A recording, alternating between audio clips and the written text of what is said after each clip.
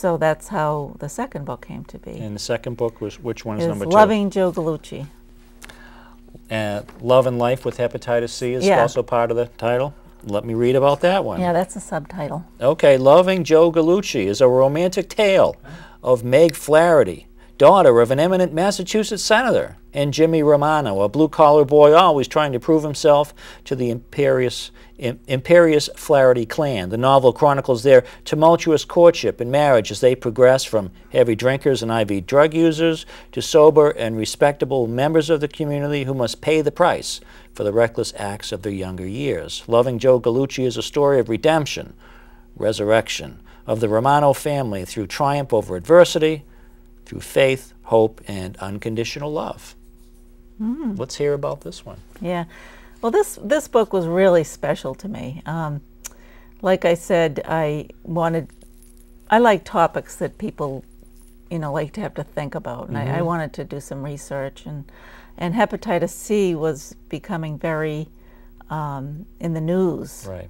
And for those who don't know, hepatitis C is a virus that affects the liver, and it destroys the liver. It can cause liver cancer, cirrhosis, fibrosis, and then eventually death. Right. So I had gone to nursing school with, and the names are all fictitious, but I had gone to nursing school with Meg Flaherty in the book. And her husband, Jimmy, had hepatitis C, and he ended up having a liver transplant. So I asked them, they live in Florida, they wanted their name, they wanted to be anonymous, and it remains anonymous, but I wanted to write about their love story because it was an unbelievable story.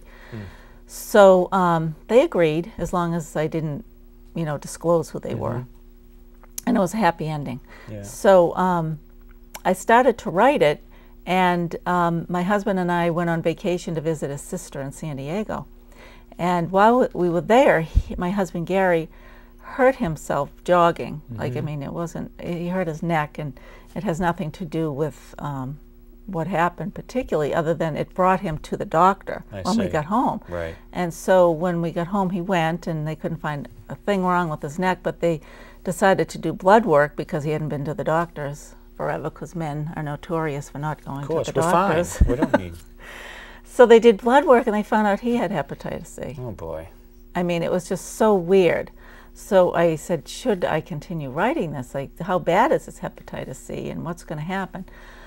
So we found out his wasn't so bad. He got treatment, the ribavirin and the interferon. He was on it 2 different times. And we talked about it, and I decided to continue to write the story, but now I intertwined all of us, 2 couples, 4 people. I see. And I made it into a love story, our story and their story. My goodness. So a lot of it's my life, a lot of it's their life, and some of it's flowered. There's some made-up parts. But, it has brought a huge awareness to the hepatitis C community. Now, how much time did it take to put this book together from start to finish? Well, this was easier to write because all I had to do was, I knew the story. I knew my story. I had to do a lot of research on liver disease, and as much as I'm a nurse and I know about it, I still had to do some research and know my stuff. And I had to do a lot of research in drug addiction and cocaine addiction, because in the book that part was fictitious with Jimmy having cocaine addiction. So I had to do research on that, and Florida. I didn't know that much about Florida and the Florida Keys where they ended up, and it went from there. But I have met and still are meeting some wonderful people in the hepatitis community, and 60% of the people who have hepatitis C are drug users or things like that. The other 40% are blood transfusions and tattoos, even brushing your teeth, razor blades, passed on blood to blood. No kidding. Yeah, you've got to be very careful. Wow. Yeah. So, this brought to light my girlfriend that I have lived across the street from, Kathy, my girlfriend Kathy. Her daughter's a lawyer in New York City. So, and she's an entertainment lawyer. So she read the book and she said, this is a great story. She said, I think I'm going to try making this into a script. Really? a movie. So Renee finished it. Renee Moore, she's a lawyer, and she's finished it. It's a script. She's had it edited, and now she's in the process of trying to get it out there to producers, try to get it into a movie. Very cool. Yeah, so I mean, I don't know what's going to happen there. Yeah. But, you know, we're very willing to talk to people about it and see what happens. I mean, nothing may happen, but something might happen. Yeah, Who right. knows? Who knows is right. Yeah. So it's been very interesting, and yeah, it has brought to light, like I said, the hepatitis C. It must have been just a fascinating journey for just the process of putting it all together, having done the first book, gotten energy to continue writing, and then to dive into this project and all that you've learned Yeah. and all that you've I've taught, learned.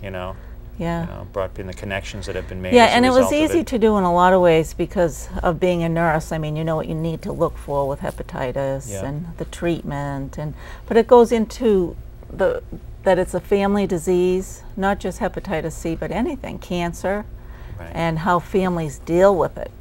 In the book, there's a character, Mario, who's this big tough hockey player. He's their son, and he finds out his father has hepatitis C, and he flips out like, well, Dad, wait a minute, how'd you get hepatitis C? And then he finds out how he gets it, and he said, all right, so you have hepatitis C, you might die, and you're telling me you were a drug addict. Like, this isn't great for the 16-year-old to hear. Probably not, no. So No. he is embarrassed, he's worried, he's Shocked. frightened, shocked. Yeah. You know, how long's my dad going to live? So Mario starts to act out, which is so typical of a teenager. So it kind of delves into the family life of somebody with a chronic illness. Wow. Yeah. Many layers. Yeah, it's layered. Definite layers. Did you make any big changes as you're progressing through the book and take turns that you maybe didn't expect to make as you were writing it? Or did you have it all outlined in pretty much? Well, you know, I had to run everything by my husband. You know, because it's private. You know, what did he want me to say? What didn't he want me to say? And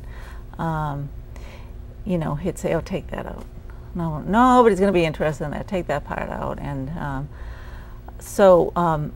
you know, I did a lot of editing. Right. Yeah. I think I wrote that book over about 3 or 4 times before I had it down. And that was another part that was very healing, because in the book, in the beginning, Jimmy Romano's father dies in a fire. And that really did happen to my father-in-law. He died in a fire. He was a cabinet maker, and the building went on fire. Wow. So when I wrote that and my husband read it, I said, this is important. You know, maybe you should leave that in there. Plus, it's interesting. Sounds it, yeah. Yeah. Yeah. So we left that in there. So that was Yeah. good. Wow, this is really Yeah. interesting stuff. Yeah. You must love it. I do. I love Yeah. writing. Very Like getting much. up at 4 in the morning?